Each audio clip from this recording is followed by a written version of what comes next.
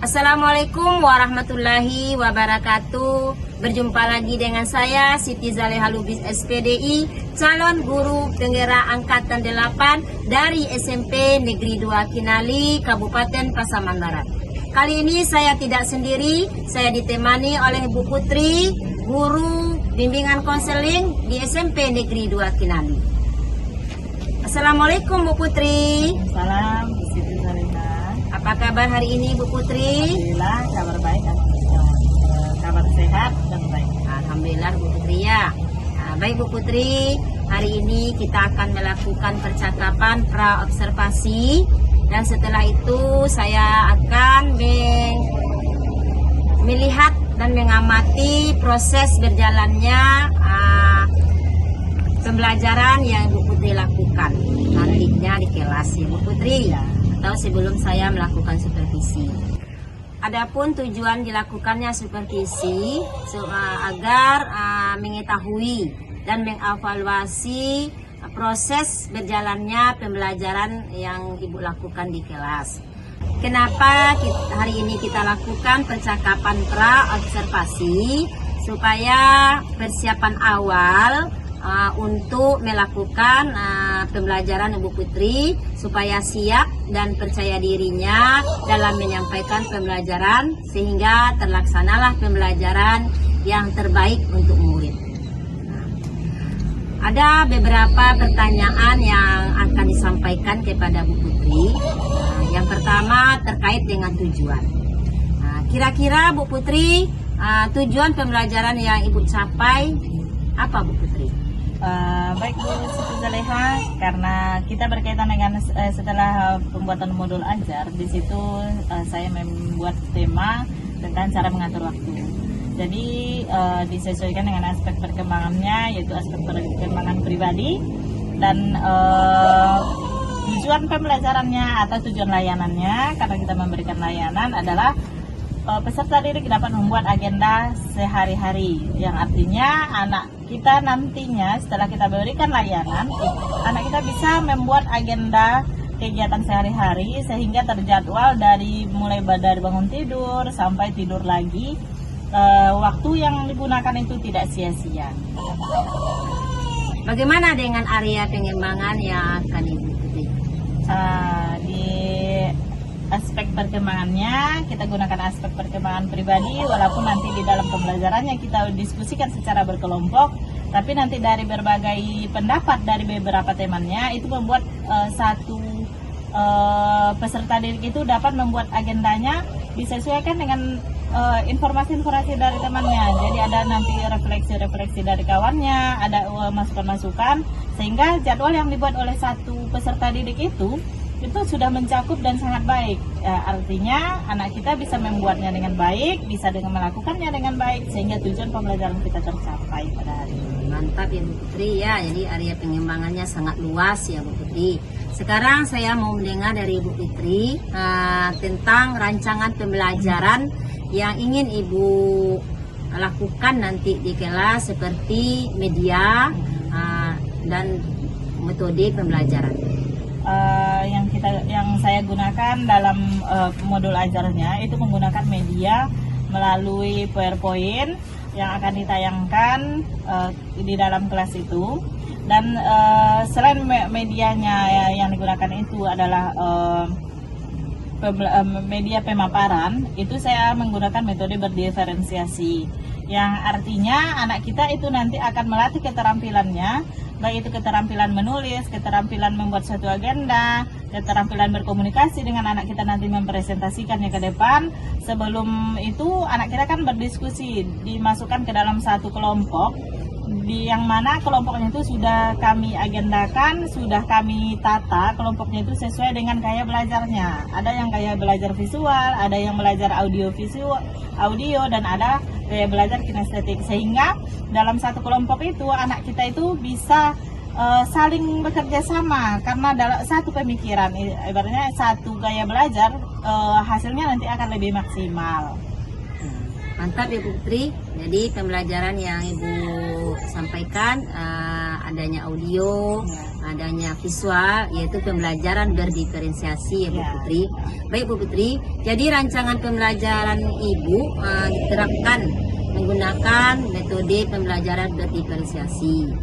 Nah, bagaimana dengan media yang Ibu gunakan di dalam kelas? Media yang digunakan itu kan tadi menggunakan pemaparan yang memakai infocus atau LCD, sehingga anak itu di dalam pembelajarannya itu dengan media yang kita gunakan itu anak itu tertarik.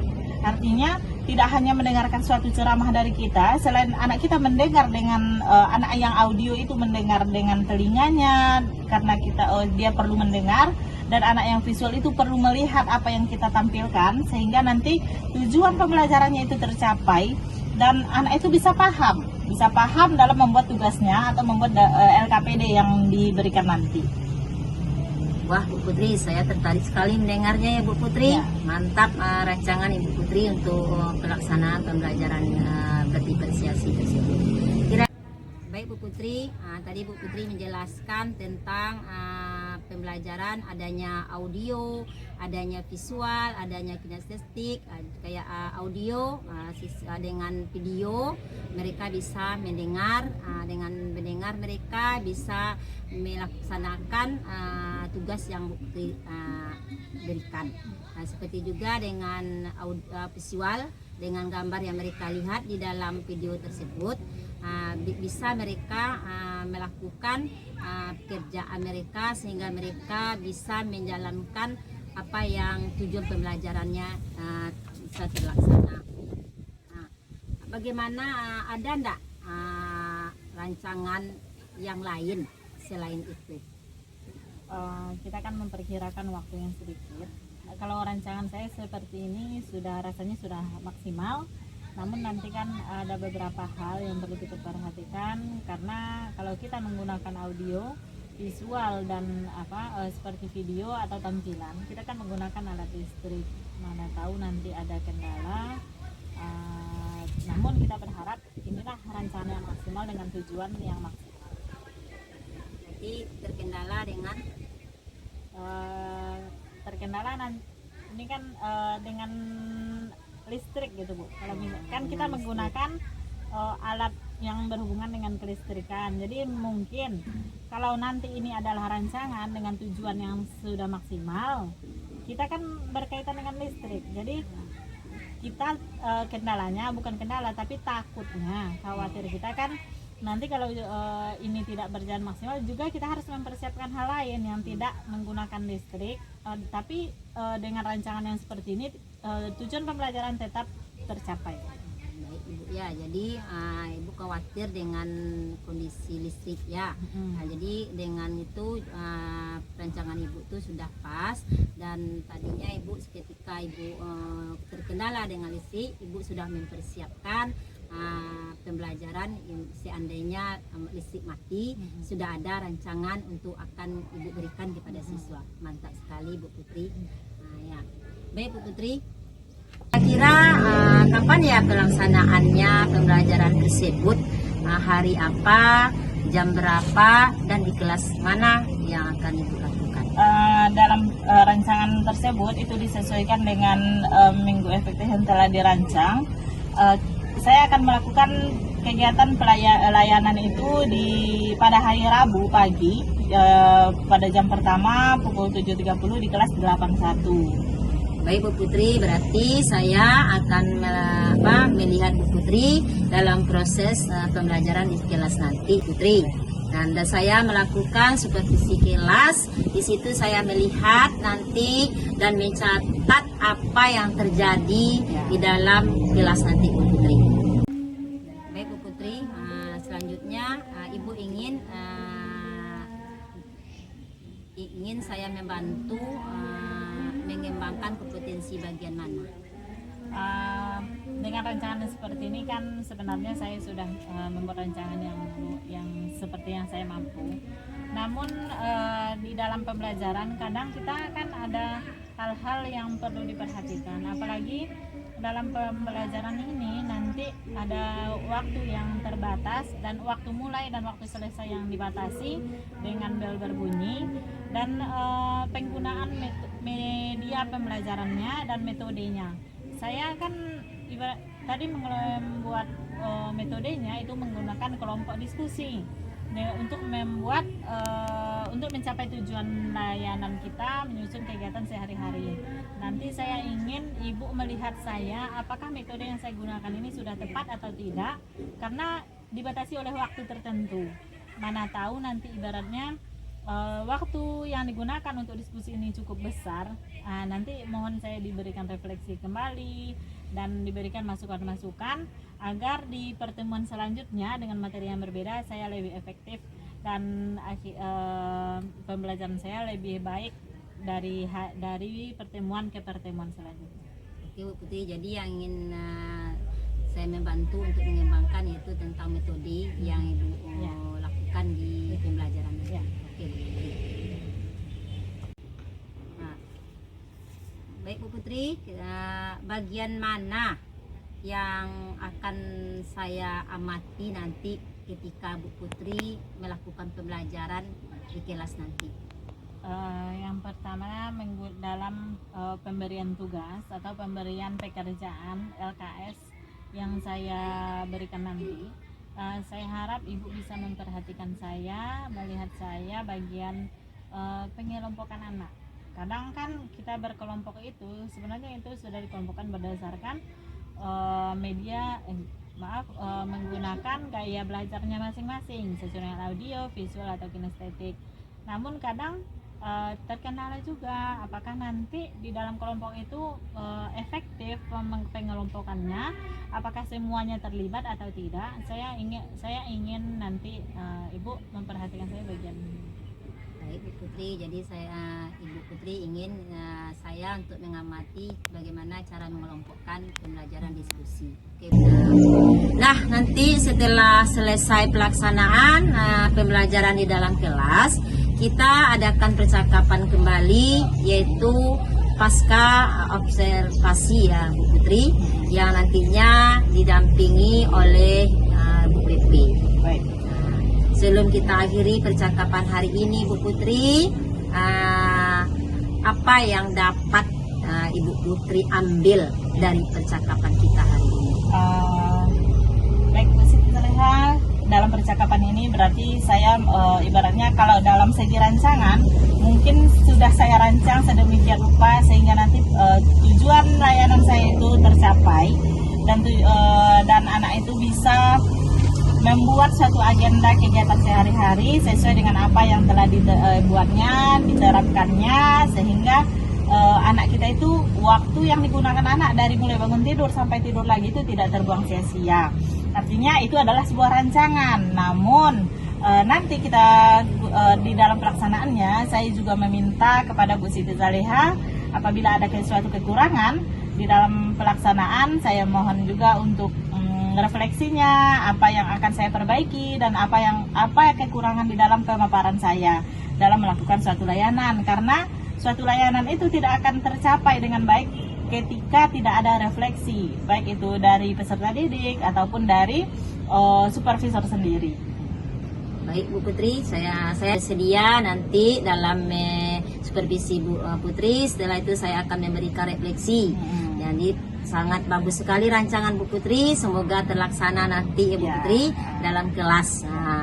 Baik Bu Putri, terima kasih waktu yang diberikan dalam percakapan hari ini, sudah bersedia berbincang-bincang dengan saya dalam proses observasi hari ini. Sampai ketemu lagi nanti di waktu minggu depan dalam rangka pasca observasi ya Bu Putri. Nah, demikian Bu Putri percakapan kita hari ini. Sampai jumpa kembali. Terima kasih banyak Bu Putri. Assalamualaikum warahmatullahi wabarakatuh. Waalaikumsalam warahmatullahi wabarakatuh. Waalaikumsalam warahmatullahi wabarakatuh. Waalaikumsalam warahmatullahi wabarakatuh. Selamat pagi anak-anak semuanya. Ada sehat semua nak? Sehat Bu. Alhamdulillah.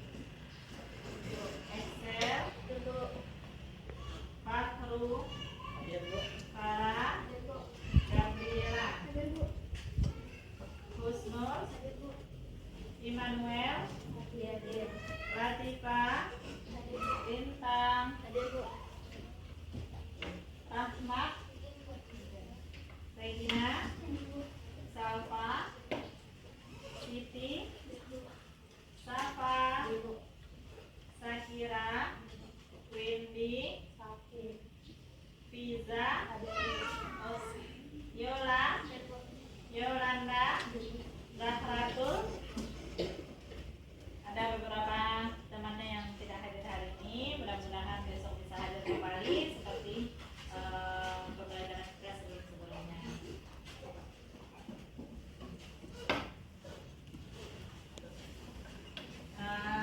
Baiklah, selamat pagi. Sebelum kita melanjutkan materi kita pada hari ini, kita kembali kepada kesepakatan belajar kita. Yang mana kesepakatan belajar dengan Ibu itu ada 4. Yang pertama disiplin, yang kedua saling bekerja sama, yang ketiga tidak berisik, dan yang keempat ketika guru menerangkan anak Ibu tidak berbicara. Bisa disepakati kembali? Bisa, Bu. Nah, baik. Sebelum kita lanjut kepada materi, mari kita berdiri semuanya.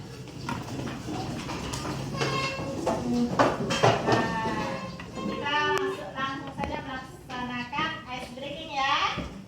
Semangat semua? Semangat. Nah, kita langsung saja kepada 1, 2, 3. Tepuk 1 jari, tepuk 2 jari, tepuk 3 jari, tepuk 4 jari, tepuk 5 jari, berbunyi semua. Mari.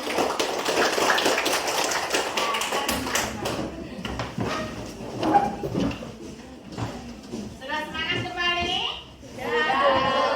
Nah, kita lanjutkan kepada materi kita pada pagi hari ini, yaitu cara mengatur waktu. Sudah bisa Ibu cara mengatur waktunya? Sudah, Bu.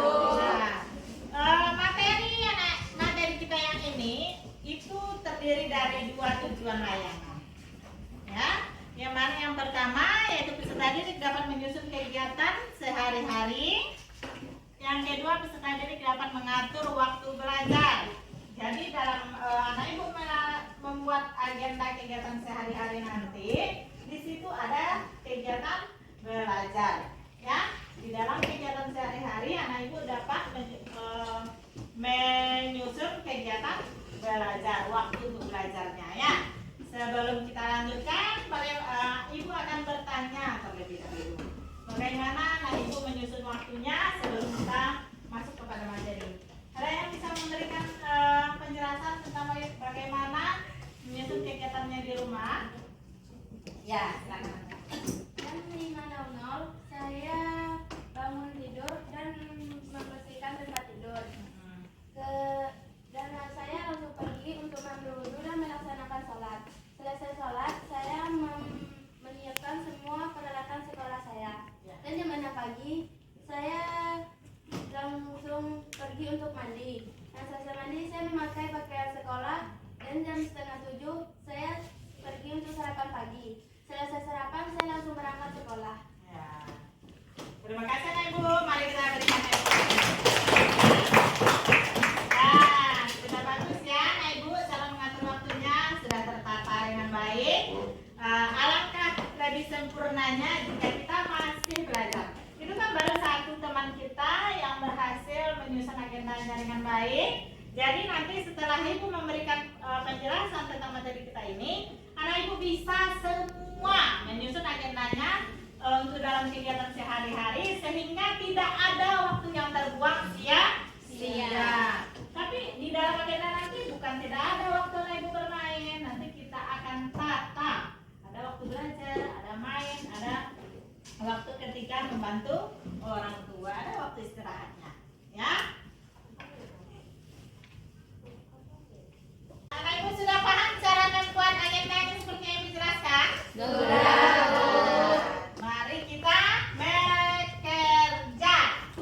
Sesuai dengan kelompok yang sudah Ibu bagi minggu lalu, kita akan memberikan kita akan bekerja sesuai dengan anggota kelompoknya, ya.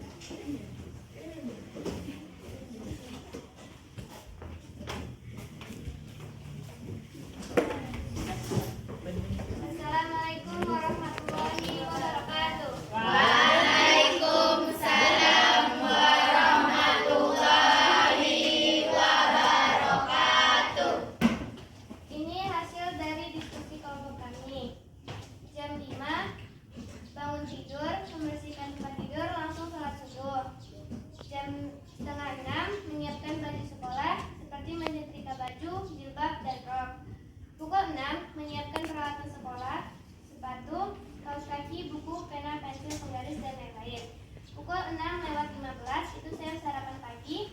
Kemudian Pukul 6.30 mandi, setelah siap mandi mengganti pakaian menggunakan seragam sekolah. Jam 7.00 berangkat sekolah. pukul 7:30 bel masuk berbunyi. Kami pun masuk ke dalam kelas dan memulai pelajaran. Pukul 10.20 bel istirahat berbunyi dan menuju ke kantin untuk membeli jajanan. Pukul 11.40 bel masuk berbunyi. Saya bergegas masuk kembali ke dalam kelas. Pukul 13.20 bel pulang berbunyi. Saya menuju parkiran untuk mengambil motor.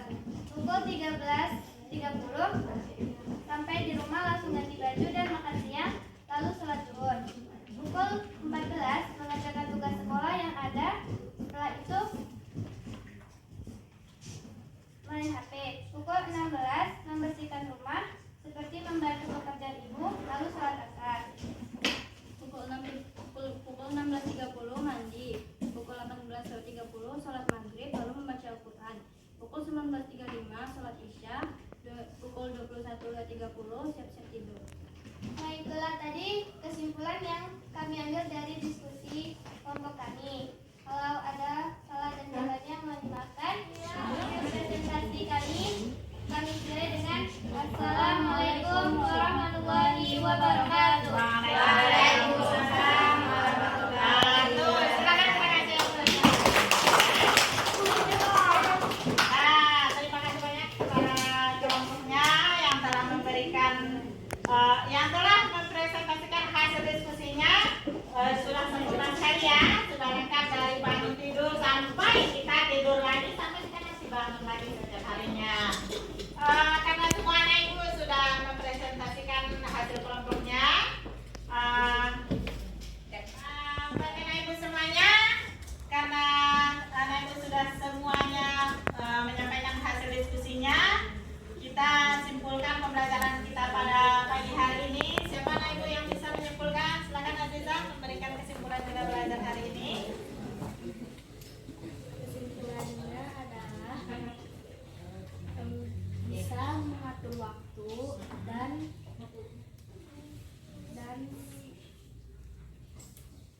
dan menyusun kegiatan sehari-hari, mengatur waktu belajar, tidur, makan, dan lain-lain. Ya, terima kasih.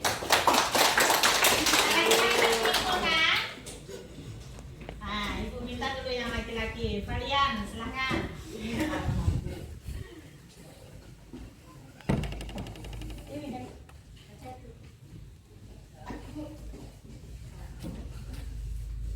Peserta didik dapat Tadi kesimpulannya dari anak kita yang perempuan, sekarang dari anak kita yang laki-laki. Silakan kalian memberikan kesimpulan belajar kita.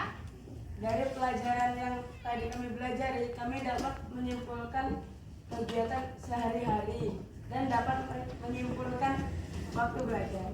Ya, terima kasih ya.